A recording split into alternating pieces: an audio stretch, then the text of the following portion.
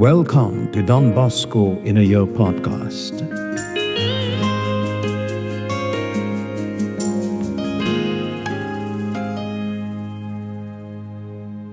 Day 56.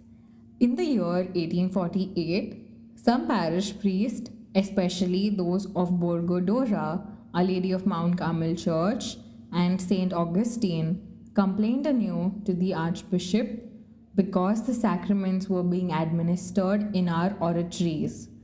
When they did, the Archbishop issued a decree giving us full faculties to prepare and present the children for confirmation and Holy Communion to fulfill their Easter duties in the oratories as long as they came regularly.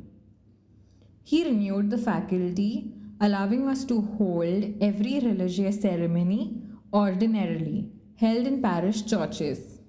These churches, the Archbishop said, will be parish churches for those young abandoned strangers as long as they are residents in Turin. In the night school, as well as in the day program, we thought it would be good to add courses in piano, organ, and even instrumental music to those in vocal music. So I found myself as teacher of vocal and instrumental music, of piano and organ.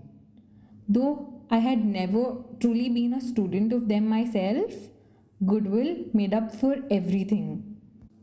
Having prepared a group of the best soprano voices, we began to give recitals at the oratory. Afterwards, we ventured into Turin, Trivoli, Moncalieri, Sherry, and other centers.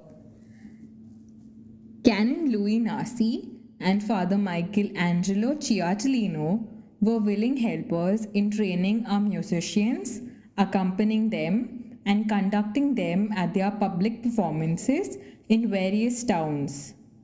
Since choirs of boy sopranos with orchestral accompaniments had not often been heard up till then, and our solos, duets, and full choral renderings were so novel, our music was spoken of everywhere, and our singers were much sought after various solemn occasions.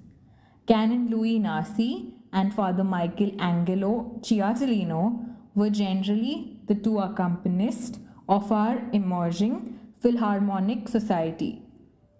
Every year, we used to go to perform at religious functions at the church of Our Lady of Consolation. This year, we marched in procession from the oratory. The singing along the way and the music in church drew a numberless crowd of people. Mass was celebrated, Holy Communion received, and then I gave a short sermon suited to the occasion in the underground chapel.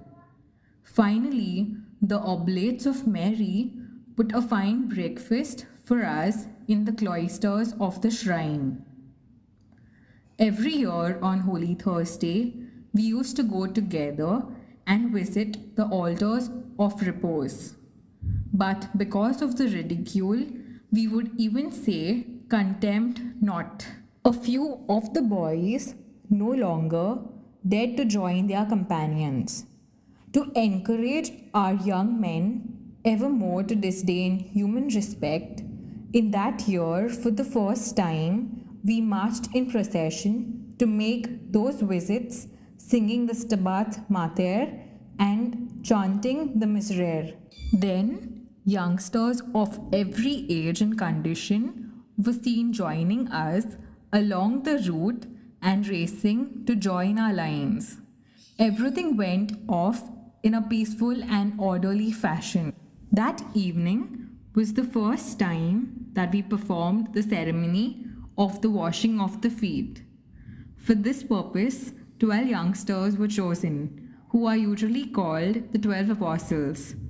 When the ritual washing was finished, a moral exhortation was preached to the public.